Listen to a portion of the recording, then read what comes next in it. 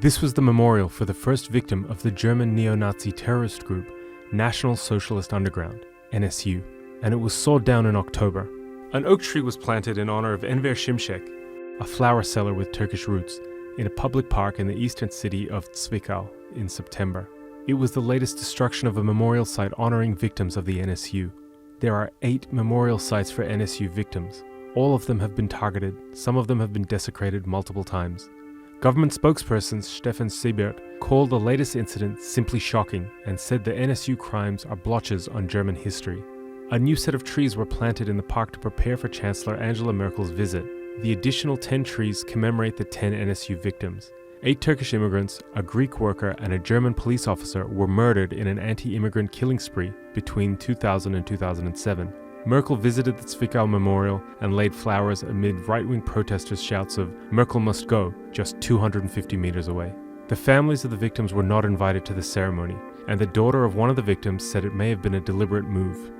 I think that Chancellor Angela Merkel is scared to answer our questions and face our accusations. At one time, she promised us full clarification of the case, but there has been nothing as of today. They probably didn't invite us deliberately.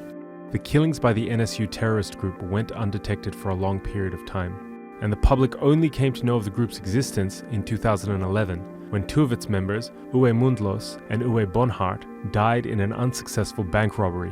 The last surviving member, Beate Zschäpe, was given a life sentence in 2018.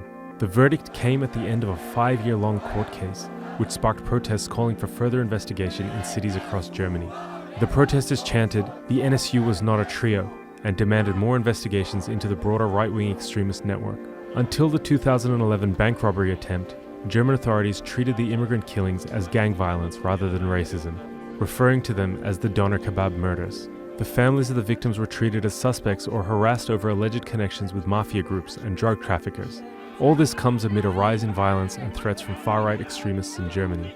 Dresden, the capital of Saxony and the birthplace of the anti-Islam Pegida movement, has even declared a Nazi emergency. The city council's resolution acknowledged that right-wing extremist attitudes and actions are occurring with increasing frequency and encourages the community to help victims, protect minorities, and strengthen democracy. According to Germany's domestic security agency, BFV, there are also some 24,100 right-wing extremists and 12,700 potentially violent far-right radicals in the country. In the first half of 2019, German authorities registered 8,605 right-wing extremist offenses. The resurgence of far-right and neo-Nazi violence in recent decades has resulted in an increase in the number of bloody attacks, not only against immigrants, but also against pro-immigration politicians. Regional official Walter Lübcke was gunned down at his home in June. Following his death, the Interior Ministry announced hundreds of new job openings for police and security officials to deal with far-right terrorism. But yet another far-right attack occurred last month in Halle. A gunman ranting about the Holocaust, feminism, and immigration failed in his attempt to enter a synagogue and shot a woman passerby. He later drove to a nearby kebab shop and opened fire, killing a customer and leaving 2 wounded. Germany's security agencies are also investigating their own ranks, and officers have been indicted or sentenced. Many others are being investigated for links to extremist groups or plotting terrorist attacks since the 2015 migration crisis. But despite this, 66% of Germans believe that the state is being too lenient in dealing with Nazis and far-right extremists. Do you think the German government is doing enough to tackle far-right terrorism?